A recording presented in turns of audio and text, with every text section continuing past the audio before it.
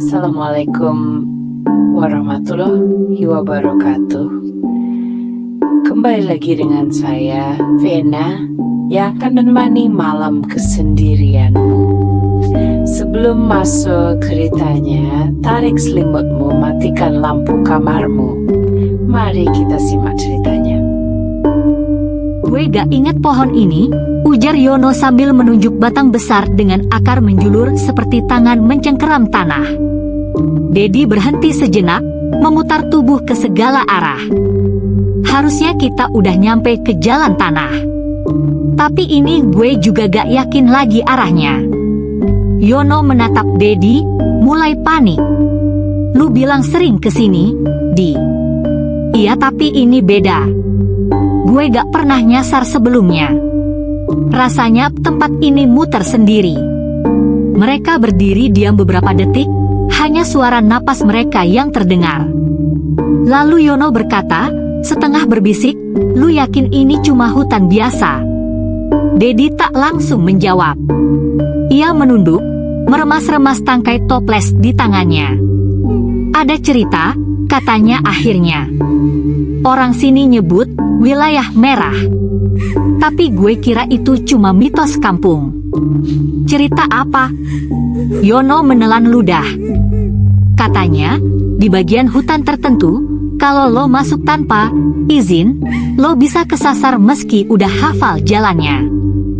Kayak masuk ke tempat yang bukan milik kita. Ada yang bilang, itu tempat dia. Dia? Perempuan berbaju merah. Dulunya katanya gadis kampung yang mati dibunuh pacarnya sendiri di sini, terus mayatnya dibuang di rumpun bambu. Sekarang katanya dia yang jaga wilayah itu. Yono menggigil. Kenapa lu gak bilang dari tadi? Gue gak nyangka bisa sampai sejauh ini. Biasanya gue gak pernah dapat spot sedalam ini. Mereka kembali berjalan, kali ini lebih lambat. Senter Dedi masih terang, tapi sorotnya seperti tak mampu menembus gelap yang kian pekat. Langit tertutup awan, bintang-bintang menghilang. Tak ada orientasi. Tak ada arah. Dedi, suara Yono pelan. Kayaknya kita barusan lewatin pohon itu lagi. Dedi menghentikan langkah. Ia menatap batang pohon dengan bekas sayatan pisau di kulit kayunya. Mereka memang pernah lewat situ. Kita muter, yo. Tiba-tiba, terdengar bunyi krak dari semak-semak di sebelah kanan. Keduanya sontak menyorotkan senter. Tak ada apa-apa. Hanya semak yang kembali diam. Tapi Yono mencium sesuatu. Bau anyir. Bau darah tua dan tanah basah. Ia menoleh pelan. Dan di balik batang pohon, terlihat secari kain merah menyembul dari balik bayang. Dedi sudah melihatnya juga. Wajahnya tegang. Jangan nengok. Jalan terus. Lu lihat juga, kan? Jangan ajak ngomong dia. Langkah mereka makin cepat. Tapi pepohonan seolah memanjang, menutup arah, dan hawa udara berubah. Semakin berat. Semakin dingin. Dan suara tawa itu kembali terdengar, kali ini sangat dekat, tepat di belakang mereka. Yono tak bisa menahan. Ia menoleh. Sosok itu berdiri. Rambutnya panjang dan kotor, menutupi wajahnya yang nyaris tak terlihat. Bajunya merah menyala, seperti basah oleh sesuatu. Kakinya tak menyentuh tanah. Ia hanya berdiri, atau melayang, dan kepala itu mulai miring pelan ke kanan. Suaranya pelan, serak. Yono. Yono jatuh terduduk. Senter terlepas dari tangannya, dan cahaya terakhir yang terlihat adalah kaki sosok itu yang bergerak, mendekat perlahan. Yono berusaha berdiri, lututnya gemetar, tubuhnya dingin seperti tenggelam di air sumur. Dedi menarik tangannya, menyeretnya menjauh dari sosok itu, dari suara serak yang memanggil namanya dengan nada menyeramkan seperti ingatan buruk yang tak mau mati. Mereka berlari. tanpa arah. Menabrak semak, terperosok, hampir jatuh. Senter satu-satunya milik Dedi menari liar, menciptakan bayangan-bayangan yang seolah hidup sendiri di balik pepohonan. Namun hutan tak tinggal diam. Dari kanan, terdengar suara seperti kain digesek, seret-seret, pelan tapi nyata. Ketika mereka menoleh, sosok putih berdiri di antara batang pisang, tubuhnya kaku, dibungkus kain kafan. Kepala pocong itu miring, seolah memaksa senyum tanpa bibir. Tak melompat. Ia hanya muncul. Yono memekik pelan. Dedi mendorongnya ke arah berlawanan. Kanan! Lari kanan! Tapi dari kanan, suara berat menggema. Seperti napas yang dalam dan dalam lagi. Tanah bergetar. Ranting patah. Dan dari balik gelap itu, muncul siluet besar, hitam pekat, setinggi hampir 2 meter. Genderuwo. Matanya merah membara, tubuhnya ditumbuhi bulu kasar seperti luka-luka lama yang membusuk. Nafasnya seperti geraman anjing besar yang tertahan amarah. Yono tercekat. Kita dikepung. Dedi mengayunkan senter ke sekeliling, lalu menarik Yono dan berlari ke arah yang sepi. Suara-suara itu tetap mengikuti, tawa lirih kuntilanak, desisan dari pocong, geraman berat dari genderuwo. Hutan tak lagi seperti semula. Jalannya aneh, lebih gelap dari gelap. Udara lebih dingin dari malam. Cahaya senter berkedip, lalu mati total. Kini, hanya kegelapan. Langkah kaki mereka melambat. Nafas tersengal. Dunia tampak menyempit, seolah seluruh hutan memeluk mereka dalam kegelapan pekat. Dedi, senter lu mati. Tenang. Pegang tangan gue. Kita pelan-pelan. Tiba-tiba terdengar suara tangisan. Perempuan. Pelan. Patah. Dan sangat dekat. Yono berhenti. Lo dengar itu? Dedi mengangguk pelan. Tangisan itu berubah jadi tawa, lalu kembali jadi tangisan. Suara itu seperti terjebak antara dua dunia. Yono perlahan menoleh ke samping.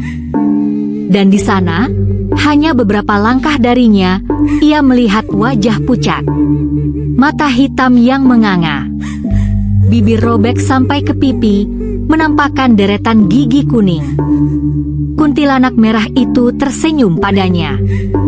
Senyum yang tak seharusnya ada di wajah manusia. Dedi menarik Yono secepat mungkin, memaksa tubuh mereka bergerak dalam kegelapan. Kita harus keluar dari wilayahnya. Harus lepas dari jalur ini. Pokoknya jangan berhenti. Tapi hutan menolak mereka. Dari pohon ke pohon, dari bayang ke bayang, suara langkah kaki lain ikut mengikuti. Kadang di belakang, kadang di samping, kadang dari depan, seolah dunia yang mereka masuki tak lagi mengikuti aturan waktu dan ruang.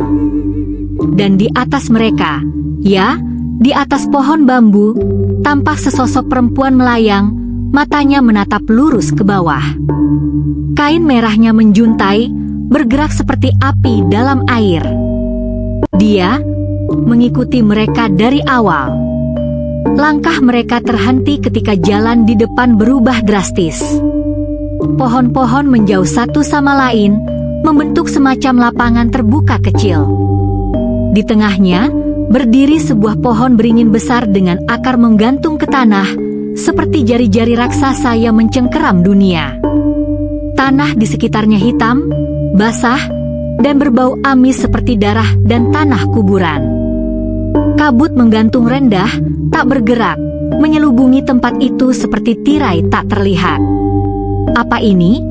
Bisik Yono dengan suara tercekat. Dedi menatap beringin itu dengan wajah yang belum pernah ditunjukkannya sebelumnya, bukan sekadar takut, tapi seperti menyadari kesalahan fatal. Ini pusatnya, gumam Dedi. Gue gak nyangka kita bisa sampai sini. Bahkan orang-orang kampung cuma pernah denger cerita, gak ada yang pernah lihat. Yono menatap sekeliling.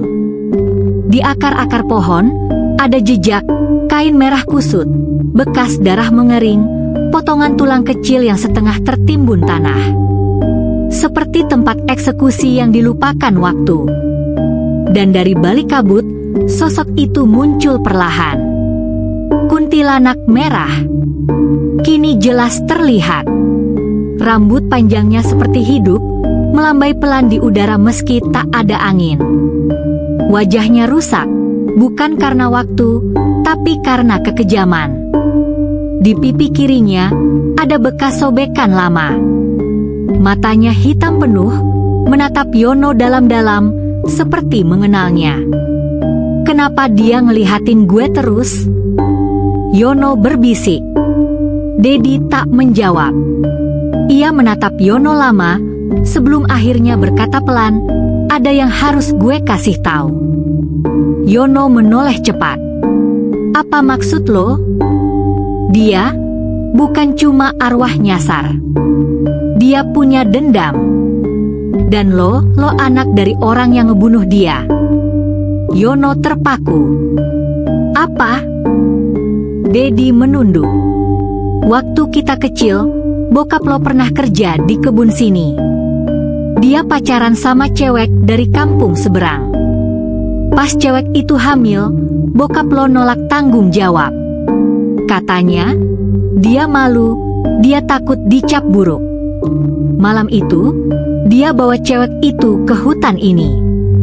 Dan dia gak pernah balik. Yono memundurkan langkah, gemetar. Lu tahu dari mana? Orang tua gue tahu. Mereka diem karena keluarga lo bantu nutupin. Tapi gue dengerin bisik-bisik itu sejak kecil. Gue pikir itu cuma cerita sampai tadi. Sampai kita sampai ke sini. Kuntilanak merah itu kini mendekat, langkahnya tak menyentuh tanah, tapi tiap gerakannya menggema. Matanya tetap menatap Yono, bukan dengan kebencian semata, tapi rasa kehilangan yang sangat dalam. Seperti korban yang tak hanya dibunuh, tapi dilupakan. Yono jatuh berlutut. Gue gak tahu, gue bahkan gak pernah kenal bokap gue. Dia ninggalin kita juga. Kuntilanak itu berhenti beberapa langkah di depan. Ia menunduk pelan. Dari mulutnya, terdengar suara bergetar, bukan tawa, bukan tangis, tapi suara yang nyaris seperti kata.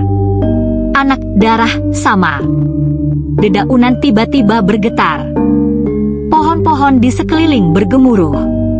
Sosok pocong dan genderuwo muncul kembali di batas lapangan, berdiri, diam, seolah menjadi saksi akhir. Dedi berdiri di depan Yono, memegang kayu seadanya. Kalau dia mau lo harus lari. Biar gue tahan mereka. Gak, ini bukan salah lo, Yo. Tapi lo yang bisa putusin siklusnya. Akui kesalahan leluhur lo. Hadapi dia. Jangan lari. Yono berdiri, tubuhnya gemetar, tapi langkahnya maju. Ia menatap mata sosok itu, dan dengan suara serak, ia berkata, kalau benar bokap gue yang nyakitin lo, gue minta maaf. Gue bukan dia. Tapi lo gak harus nyakitin orang lain buat nyembuhin diri lo.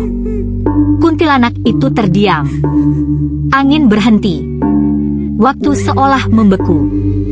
Lalu, perlahan, kabut mulai surut. Sosok pocong menghilang perlahan. Genderuwo memudar menjadi bayangan. Dan kuntilanak merah menutup matanya. Setitik air jatuh dari sudut mata rusaknya, mengalir di pipi luka itu. Ia perlahan berbalik, tubuhnya mulai menyatu dengan kabut, dan dalam bisikan terakhir, terdengar suara.